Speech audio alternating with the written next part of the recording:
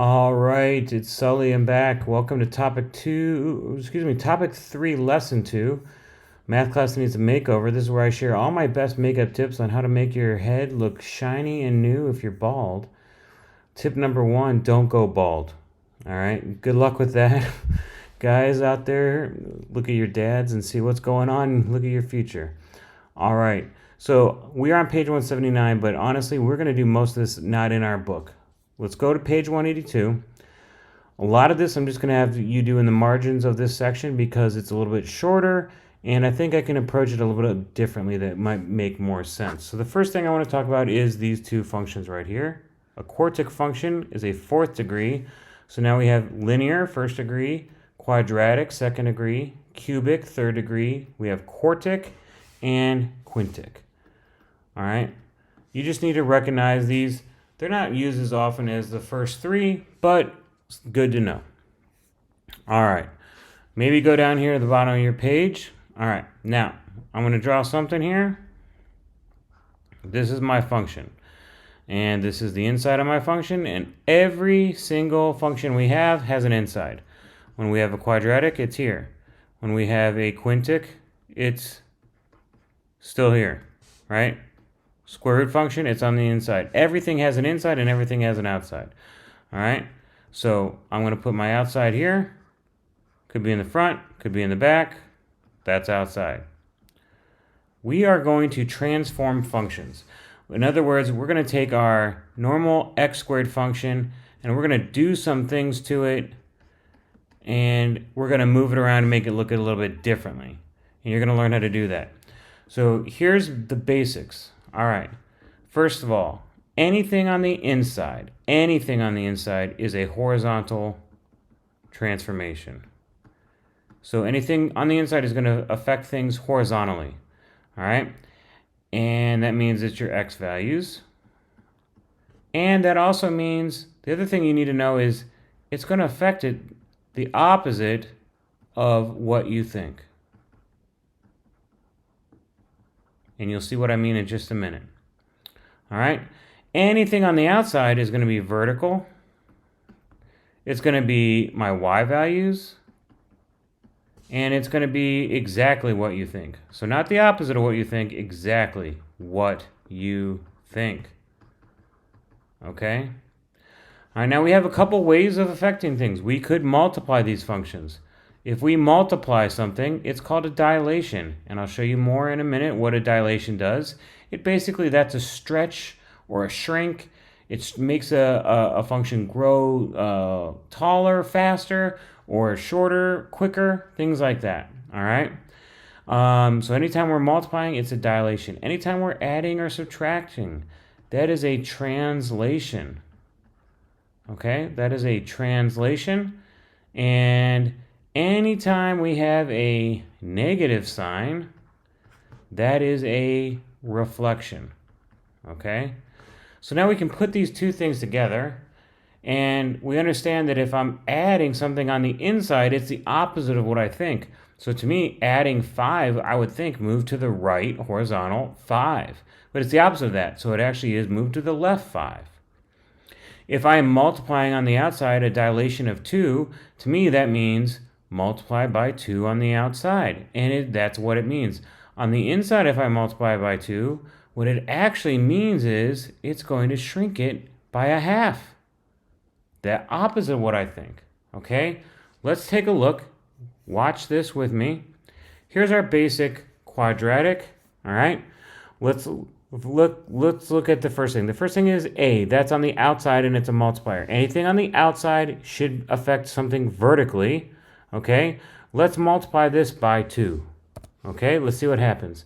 So here's my new function in red. All right? If you look here, I have 0.11 right here, right? Now, when I went over 1 on my new function, it goes up to 2. It doubled. It went twice as fast, right? It did exactly what I thought. It made it a little bit skinnier, right? What happens if I take it to 4? All right? When I go over 1, it takes it all the way up to 4 and multiplies it. It's moving that vertical component, the y value, up 4 times as fast. Okay? Exactly like I thought. Let's try this one. Inside, I multiplied on the inside, all right? Here's my 1, 1, okay? Now this is horizontal, so I'm multiplying my horizontal by 2, except for anything horizontal is the opposite. Notice I didn't multiply my x value and get it over here. I multiplied it by a half. To get the same y value, I went a half. It shrunk it by a half. All right? Let's see what happens if I do it by 1/3. All right? So I'm here. What happens to it? It takes it all the way to 3 because it's the opposite of what I think. So if I was multiplying on the inside by 1/3, it's actually a factor of 3 on the outside. It multiplies it by 3. That's incredible. All right? So far, we're looking good. Let's see what happens on C. So C is an inside value. That's a horizontal, and it should do the opposite of what I think. All right, let's slide here. So if I'm going to the positive, I'm adding numbers, but look, it does the opposite. It moves it left. All right, let's go to the negatives. It moves it right. I would think it would be going left when it's negative, but it's the opposite. Anything on the inside is the opposite of what it is. All right, let's try the vertical and see what that does. Let's do D. All right, I move it up, positive values exactly like I thought. I move it negative, down, negative values, exactly what I think it should happen. All right, so again, we're reinforcing that. Anything vertical, A and D, those happen exactly like I think. All right, when I multiply, it dilates it a factor. When I add, it moves it up or down a factor. All right, let's talk about negatives now. What happens when I have a negative 1? It reflected it vertically. It reflected it in the x-axis, right? The x-axis right here, it was vertical. All right. Well, this is a little bit hard to see when I do it with my horizontal, and here's why. Watch this. Nothing happened.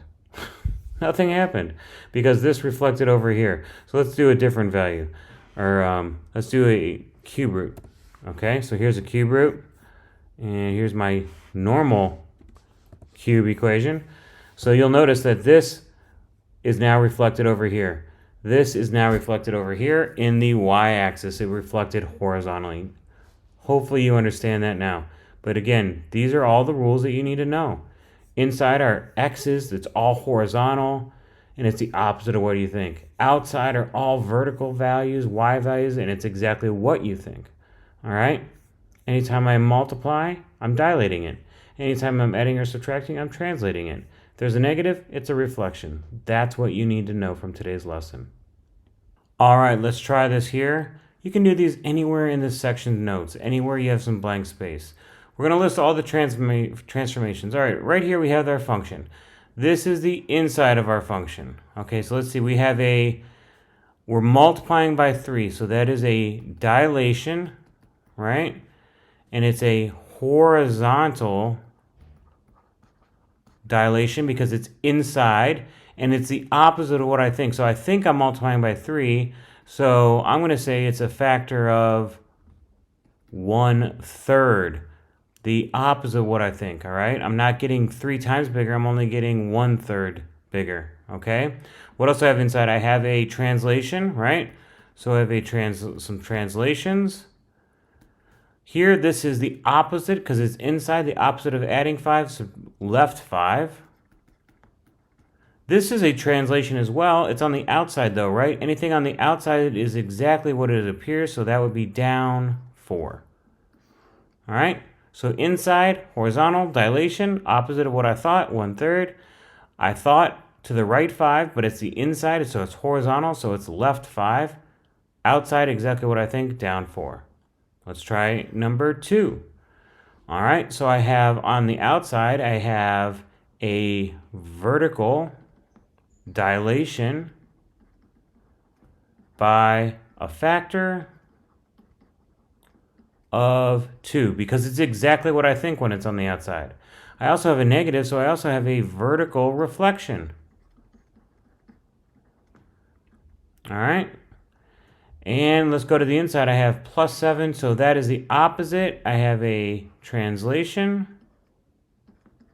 Left 7 units. Okay? All right, now I want you to pause the video and try number 3 by yourself. All right, so I have, it's a vertical dilation of a factor of 4. Great, it's outside, so that's a multiplying vertical dilation. Now, on the inside, this is backwards. I wanted to factor out, so I factored out a negative to get the x first. So I have negative of x minus 1. That negative gave me a horizontal reflection. And then I gave me a translation right 1, because it's a minus 1, so it's the opposite of that, and down 3. All right, let's try these down here. All right, let's try these down here. So we're going to plug it in here. This is our original x squared. So we have up 4 units. That's plus 4 on the outside because it's vertical. We reflect it across the y-axis. This is the y-axis, so if I reflect it across that, that's horizontal, so that would be on the inside. So f of x equals inside reflection squared plus 4. All right, dilated vertically by a factor of 5, that's outside, right? And it is multiplying by 5. Left 7, so that's the inside, that's horizontal. Okay, that's plus 7.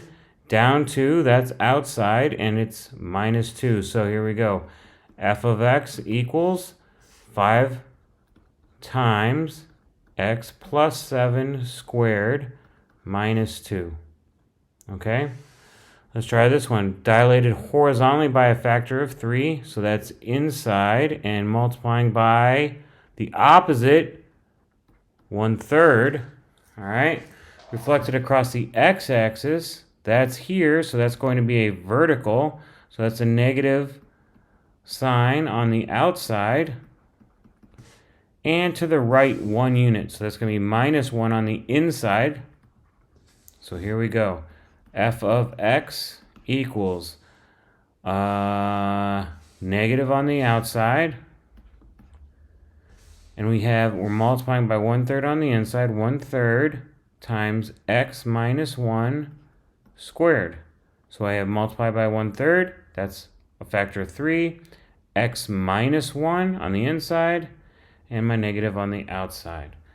All right, there you go. The practice today is its own separate sheet. I've included it on your Google Classroom. Good luck.